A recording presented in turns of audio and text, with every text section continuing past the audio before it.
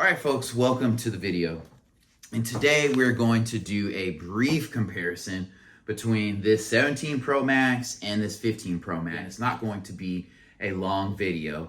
So here are the two side by side.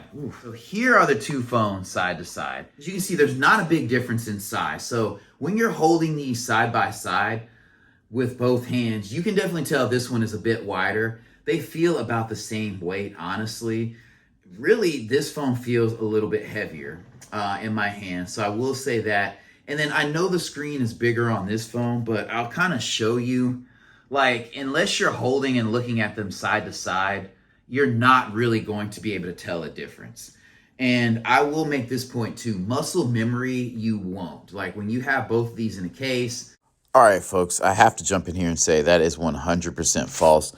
You can tell that the iPhone 17 Pro Max is a thicker phone, and it is not as comfortable to hold in the hand as the 15 Pro Max. And I don't have small hands, so just keep that in mind when considering this device, especially once you put it in a case. The thickness is definitely noticeable. This phone has 8 gigs of RAM and Apple Intelligence, so I feel like you're good to go on this one. And really, to me, honestly, this is an incremental upgrade, except for the selfie camera. So we'll keep this long story short. The screens, like, I can't really tell that much. The brightness, again, muscle memory can't tell that. This is an unnecessary upgrade. Even looking at the screen, I mean, I can tell this one's bigger looking at them side to side, obviously 6.9, 6.7, but that is not a massive difference in brightness. You really can't tell. They both feel premium in the hand. They both look premium. And I really honestly can't tell that this one is more fragile than this one, but I know that it is. So even if I was somebody who went caseless on my 15 or 16 Pro Max, I would not do it with the 17 Pro Max just because that aluminum can chip, scuff, and crack a bit easier. For this one, I have this case. You don't have to go crazy with the case, and I definitely have a screen protector on it. Anti-reflective, you can kind of tell, but that's really not a huge difference. Honestly, to me, I'm not super light sensitive and I do wear glasses, but like, honestly, I can't really tell that much there. Both of these phones are very large. Like I said, 6.9, 6.7. So they're gonna be like pocket wreckers regardless. So if you have small hands or you're somebody who wears super tight pants or you have no pockets, this may not be the best. Neither one of these may be the best for you. If you think you're getting just a massive size increase that you're just gonna be able to tell and it's gonna be like 10 times more immersive or even 20 or 30% more immersive, it's not, honestly. As far as what you get in the box, it's the same thing. You get a cable, a braided cable, and then you get a small pamphlet. So the unboxing experience is not that much different. I will say this phone does look better in person than it does online.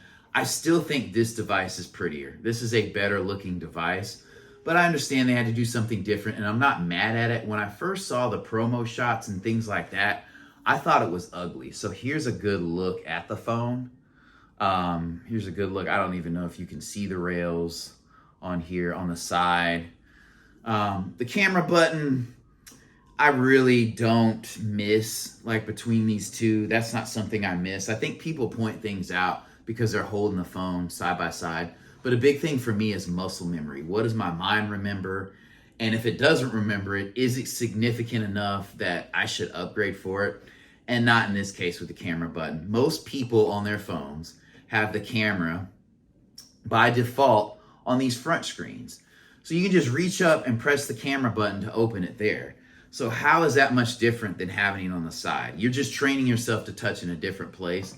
So it's really not necessary. And if you have raise to wake, like the screen's gonna be on, it's gonna unlock because it's face unlocked. So to me, it's kind of Apple doing something different for different sake. That is not the case with the dynamic island. So that is one thing I will point out. If you have a 13 Pro Max, great devices, but you don't have 8 gigs for Apple Intelligence, and the dynamic island is definitely something I found to be important to me when traveling and navigating, because you can punch the top and it'll show your music and your navigation so you can quickly access and open those.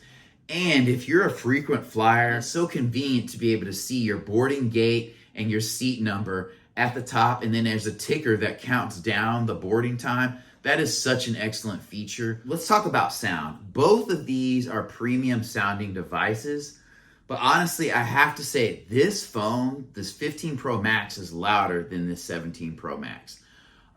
This phone maybe sounds a little bit clearer, a little bit more fuller sound, better fidelity.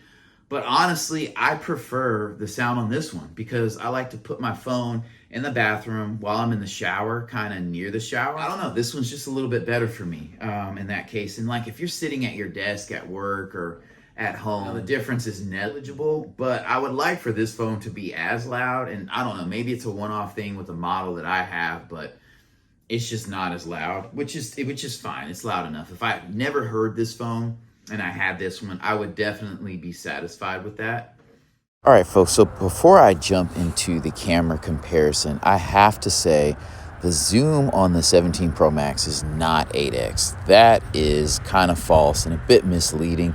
I've used it a couple times, and the 8x zoom definitely looks digital and not as good as an optical zoom, in my opinion.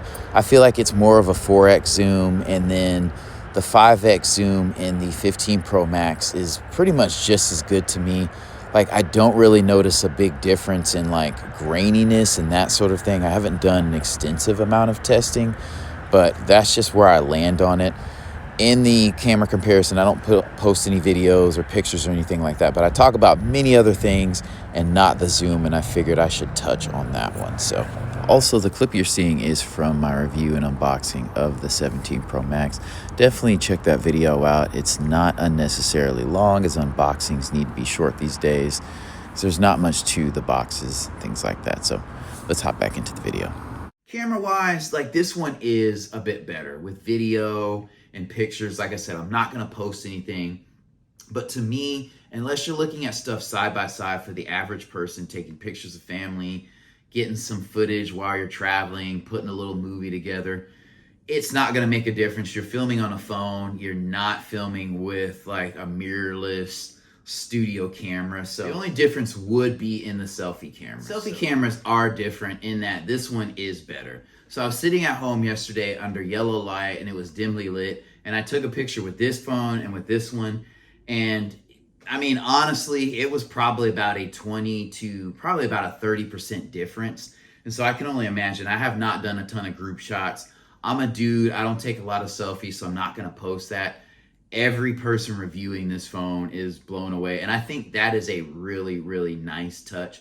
Now, that is something that is gimmicky and very, very effective, because people make a ton of money off of their selfie cameras, filming content, and then selfies are often a way to express yourself online on Instagram, to get clout, to get eyes to look at you if you're interested in somebody, so many things. So an upgrade to the selfie camera is a big, big deal. I wouldn't say it's enough for me to even upgrade from a 13 Pro Max if I really didn't need it, or a 14 Pro Max, but it's there. That's probably the biggest upgrade of this phone outside of the body being made of unibody aluminum shell, which the shell is really not going to make a difference because most people are going to have their phones in a case. So I'm not going to lie, back in the day when I had the 14 Pro Max, holding that thing, my hand got a little tired when I was like doom scrolling.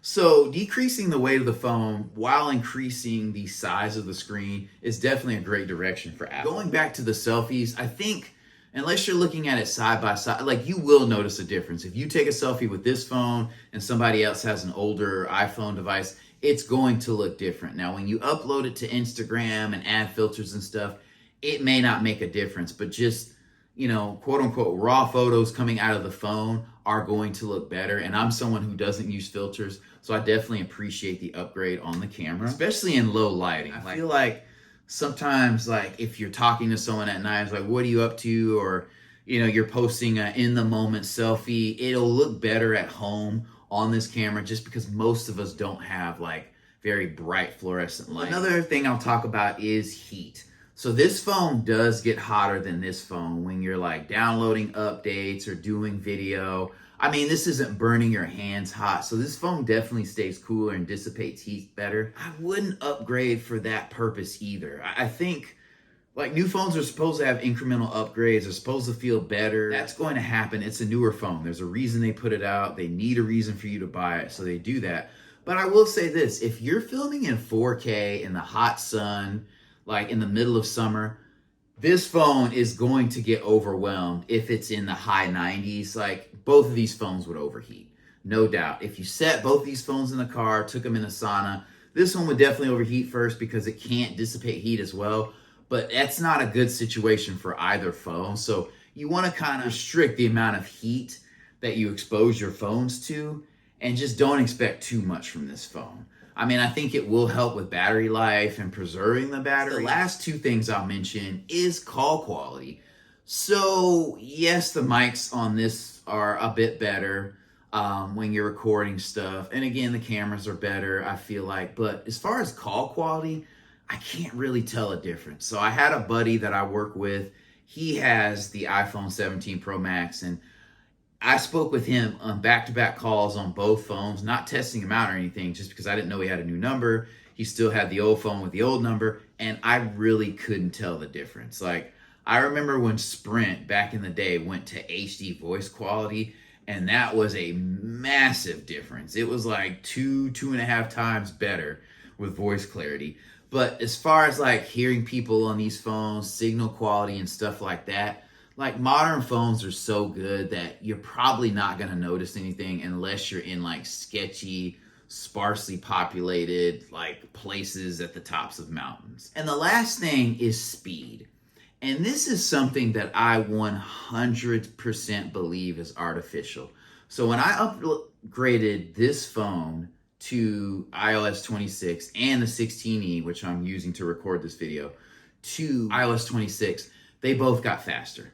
The 16E was already a bit faster, but this phone sped up, and I can 100% tell you that this phone is faster than this phone. They're both like on the latest iOS. I think that Apple can program the software to have the newer phone be faster, even though technically the processor is faster. When I'm scrolling through and opening things, like, none of these processors are really being strained, and they could really use like 25% of their power, 50%, if that, to like open something or to move across the app screen to show me what apps I have installed on my phone. I do feel like Face Unlock is a little bit faster on this phone, but it's negligible. It's kind of like having like 2 space shuttles and you commute to work every day. The speed limit's like 100. So one space shuttle goes 3,000 miles per hour. The other one goes 2,500, 2,300 miles per hour. You're not going over 100 on the highway. Like, any kind of differences you see are probably artificial or just software optimizing because you have greater battery life on one phone and not the other. So those are my thoughts on these phones. 2 very great, excellent devices. Is the upgrade worth going from a 15 Pro Max, 16 Pro Max to this phone? No. It's not going to be life-changing because Apple makes such great products, and I love that. Like, you can have the newest or you can have an older one, still have a great experience, still communicate with those that have, you know, different size, year devices, and it be pretty seamless. So thank you for watching. I'll catch you in the next video. So even if I was somebody who went caseless on my 15 or 16 Pro Max, I would not do it with the 17 Pro Max just because that aluminum can chip, scuff, and crack a bit easier. For this one, I have this case. You don't have to go crazy with the case, and I definitely have a screen protector on.